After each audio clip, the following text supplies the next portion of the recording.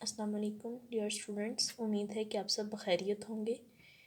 हम class 10 mathematics chapter 1 start करने वाले हैं, जिसका नेम है quadratic equation. The basic thing you have to need to know is कि आपके पास इक्वेशंस वो होती हैं जिनमें इक्वालिटी का साइन आ जाए, लाइक इक्वल।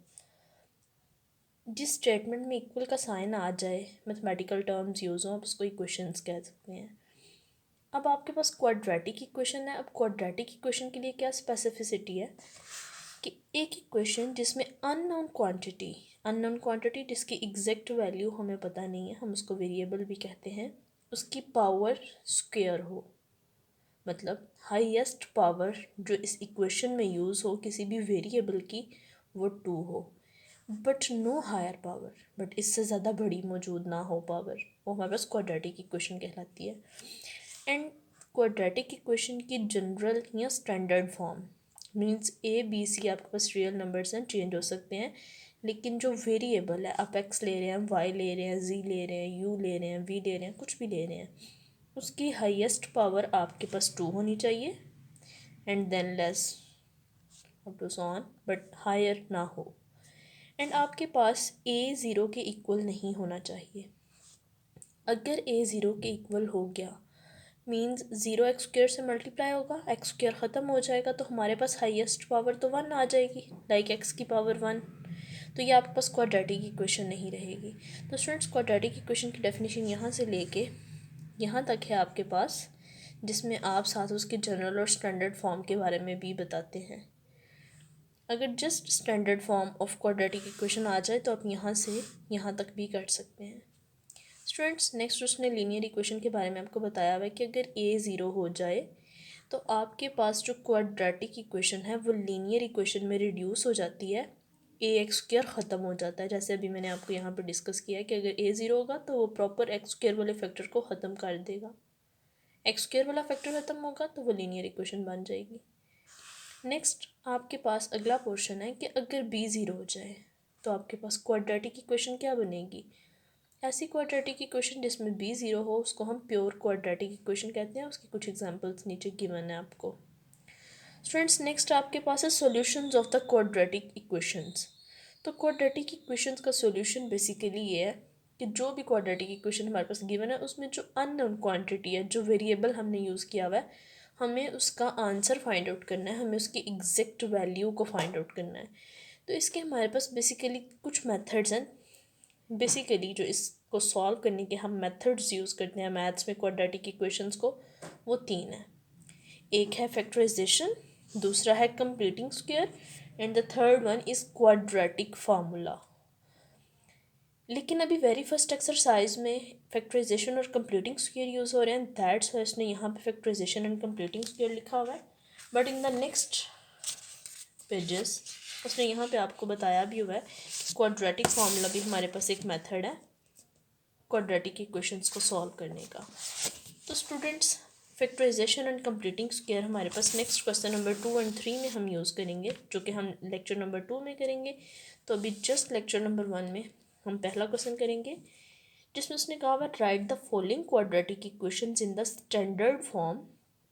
सबसे पहले हमें सॉल्व करके स्टैंडर्ड फॉर्म में लिखना है, मतलब एक्स स्क्वायर पहले, फिर एक्स और फिर कांस्टेंट, एंड देन हमें उसमें से प्योर क्वाड्रेटिक इक्वेशंस बतानी है, मतलब वो वाली इक्वेशंस बतानी है जिनमें बी वाली वैल्यू ना हो, एक्स वाली वैल्यू ना हो, जस्ट एक्स स्क्वायर और कांस्टेंट हो। स्टूडेंट्स, नेक्स्ट इस एक्सरसाइज को लेके चलते हैं, पहले क्वेश्चन को लेके चलते हैं इस पार्ट में।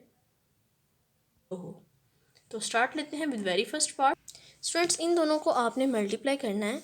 सबसे पहले इन दोनों फैक्टर्स को जब मल्टीप्लाई करना है तो आप इस तरीके से स्टार्ट ले सकते हैं कि पहले x को हम इस पूरे फैक्टर से मल्टीप्लाई करेंगे x-3 के साथ, फिर हम +7 को मल्टीप्लाई करेंगे विद x-3।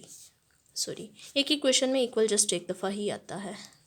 x को x से मल्टीप्लाई किया, पावर 1 इसकी है, पावर 1 इसकी है, दोनों की पावर्स ऐड हो जाएंगी, x की 2 बन गया -3x।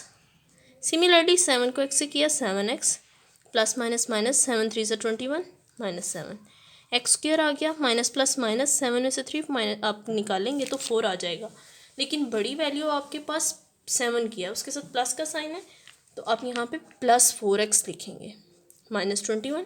ये वाला -7 अगर आप इस साइड पे लेके आएँ तो प्लस का 7 हो जाएगा। क्यों? क्योंकि जनरल और स्टैंडर्ड फॉर्म में आपके पास इस साइड पे 0 था। अब आपने इसको भी सॉल्व कर लिया। प्लस माइनस माइनस 21 में से 7 निकालेंगे तो 14, बड़ी वैल्यू 21 है, तो उसका साइन माइनस का है, तो यहाँ माइनस। अब स्टूडेंट्स ये आपके पास एक जनरल और स्टैंडर्ड फॉर्म है क्वाड्रेटिक इक्वेशन की, जिसमें एक्स स्क्वायर है, एक्स वाली वैल्यू है और कांस्टेंट है। स्टूडेंट अब इसमें आपके पास आपको ये चेकआउट करना है कि क्या ये प्योर क्वाड्रेटिक इक्वेशन है।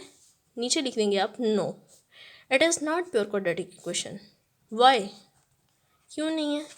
ये आप लोग खुद भी देख सकते हैं कि यहाँ पे आपके पास एक्स वाली वैल्यू मौजूद है। अगर एक्स वाली वैल्यू नहीं होगी then you can say that कि यहाँ पे ये प्योर क्वाड्रेटिक है। स्टूडेंट्स नेक्स्ट अगला पार्ट है आपके पास सेकेंड पार्ट। इसमें जस्ट इजीली आप नीचे वाले डिनोमिनेटर्स को मल्टीप्लाई करें, 7 3 से 21, और इस 21 के साथ पूरी इक्वेशन को मल्टीप्लाई कर दें, हर फैक्टर को मल्टीप्लाई करें। एक फैक्टर ये है, सेकंड फैक्टर ये है एंड थर्ड फैक्टर ये है। सबको 21 से मल्टीप्लाई किया, जहाँ कटिंग हो रही थी कटिंग कर दिया आपने। यहाँ पे 7 आ गया, x² + 4 के साथ आपने मल्टीप्लाई करना था, तो ये पहली वैल्यू से भी मल्टीप्लाई होगा, सेकेंड वैल्यू से भी मल्टीप्लाई होगा। Then -3x = 21। स्टूडेंट्स अब ये प्लस का 21 इस साइड पे आके माइनस का 21 बन गया। अब हमने इसको अरेंज करके लिख लिया, x² वाली वैल्यू, x वाली value and plus minus minus करने के बाद प्लस का 7 आ गया हमारे पास। स्टूडेंट्स -3x अगर इस साइड से हम लेके आते तब ये प्लस में चेंज होता। अब हमने इसी साइड पे इसको अरेंज किया तो इसका साइन एज इट इज़ आएगा।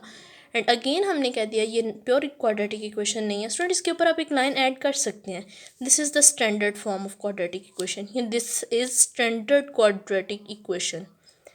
देन आप नीचे आप लिख लें कि ये आपके पास प्योर क्वाड्रेटिक इक्वेशन नहीं है। इसी तरह नेक्स्ट पार्ट्स करते हैं। स्टूडेंट्स आपके पास थर्ड पार्ट में अगेन आप नीचे वाले इन दोनों डिनोमिनेटर की वैल्यूज़ को मल्टीप्लाई करेंगे और हर पार्ट के साथ, हर फैक्टर के साथ मल्टीप्लाई कर देंगे। यहाँ पे भी आपने कटिंग की, x+1 की, x+1 से x की, x से x को x से मल्टीप्लाई किया, x² x+1 को आपने x+1 से मल्टीप्लाई करना था। उसके लिए आपने पहले x को x+1 से मल्टीप्लाई किया, देन 1 को आपने x+1 से मल्टीप्लाई किया, एंड सिमिलरली यहाँ पे x को x से किया, x² x को 1 से किया, x एंड 6। अगेन 6 को इन दोनों फैक्टर से मल्टीप्लाई किया, आपको ये साइड का आंसर आ गया।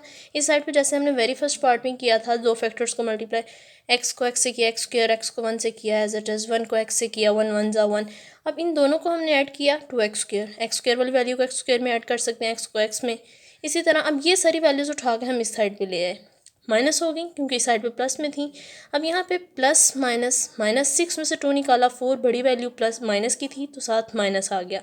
सिमिलरली इनको सॉल्व आउट करके -4x + 1 = 0। अगेन ये आपके पास प्योर क्वाड्रेटिक इक्वेशन नहीं है। स्टूडेंट्स नेक्स्ट फोर्थ पार्ट में अगेन बिल्कुल सेम पैटर्न है जैसे आपने क्वेश्चन नंबर 1 के थर्ड पार्ट में अप्लाई किया है। x को x-2 से मल्टीप्लाई कर दिया, डिनोमिनेटर्स को मल्टीप्लाई करके हर फैक्टर से मल्टीप्लाई किया, कटिंग कर दी। अब -x-2 को x-2 से मल्टीप्लाई करना था, तो students minus as it is, पहले x को x-2 से, फिर अब ये माइनस का 2 था, बाहर भी माइनस है तो माइनस माइनस प्लस हो गया, +2 को x-2 से मल्टीप्लाई किया, माइनस x को x से किया, x², लेकिन ये वाला माइनस और ये वाला माइनस मिलके माइनस माइनस +2, साथ ये x आ गया, मतलब -x ने -2 से मल्टीप्लाई होना था, तो माइनस माइनस प्लस हो गया, 2x आ गया। सिमिलरली इस साइड पे भी आपने सॉल्व किया। अब स्टूडेंट्स प्लस का x² माइनस के x² से कैंसिल, प्लस का 4x² आपने सबसे पहले लिख लिया अरेंज करने के लिए, 4x है, 2x है एंड 2x है, ये सब प्लस में, इनको एडअप कर लें, 8x आ गया, ये माइनस का 8x था, कटिंग होगी। अब आप यहाँ पे नोटिस करें कि यहाँ पे आपके पास x वाली वैल्यू आंसर में नहीं है, तो that's why it is the pure quadratic equation. Students बिल्कुल इसी पैटर्न को फॉलो करते हुए अगेन x और x+4 को आपने मल्टीप्लाई कर दिया सबके साथ। अब इस चीज़ से बिल्कुल भी इफेक्ट नहीं होता कि 1 आपने पहले लिखा है या आपने पहले मल्टीप्लाई करने वाली वैल्यूज़ लिखी हैं, जो कटिंग हुई कर दी आपने। नेक्स्ट स्टूडेंट्स अगेन x+4 को x-5 से मल्टीप्लाई करना था, बाहर माइनस था। अब x को आपने x-5 से मल्टीप्लाई कर दिया, माइनस था बाहर, लेकिन माइनस प्लस माइनस हो गया।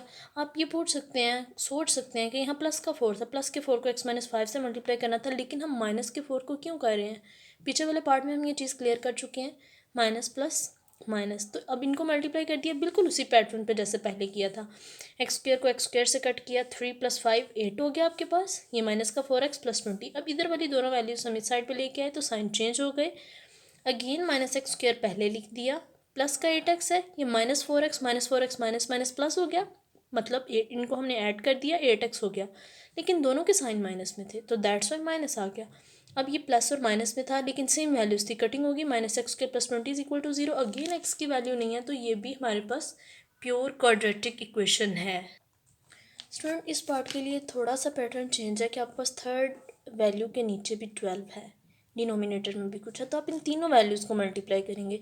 फिर इन तीनों वैल्यूज़ की मल्टीप्लिकेशन के बाद जो प्रोडक्ट आएगा उसको हर फैक्टर के साथ मल्टीप्लाई करेंगे, जैसे आपने देखा है कि हमने किया है। x+2 को x+2 से कट कर दिया, x+3 को x+3 से, एंड 12 को 12 से, रिमेनिंग फैक्टर्स। स्टूडेंट्स दो फैक्टर्स को मल्टीप्लाई करने का प्रोसीजर आप पिछले सब पार्ट्स में देख चुके हैं। बिल्कुल वैसे उसी पैटर्न को फॉलो करते हुए हमने इन सब को मल्टीप्लाई कर दिया, देन यहाँ पे सिंप्लीफाई कर दिया। सिंप्लीफाई करने के बाद 12 को अंदर मल्टीप्लाई किया, यहाँ भी 12 को अंदर मल्टीप्लाई किया, एंड 25 को सब वैल्यूज़ के साथ मल्टीप्लाई किया। अब स्टूडेंट्स यहाँ पे एक्स स्क्वायर वाली दोनों वैल्यूज़ को कलेक्ट किया, एक्स वाली वैल्यूज़ को कलेक्ट किया, एंड देन कॉन्स्टेंट्स को कलेक्ट कर लिया। अब ये वाली सब वैल्यूज़ को मैं इस साइड पे लेके आई, तीनों के साइन चेंज हो गए, तीनों प्लस में थी माइनस में होंगी, इक्वल टू 0। अब 24x² माइनस 25x² को आपने सॉल्व करना है, 96x माइनस 125x को सॉल्व करना है, एंड 84 माइनस 150 को सॉल्व करना है, and this will give the answer to you that कि आपके पास ये आंसर आएगा -x² minus 29x minus 66 is equal to 0, and ये आपके पास अगेन प्योर क्वाड्रेटिक इक्वेशन नहीं है। तो स्टूडेंट्स आज के लेक्चर का हम एंड यहीं पे करते हैं विद क्वेश्चन नंबर 1। इंशाल्लाह in the next lecture we will discuss question number 2 and 3।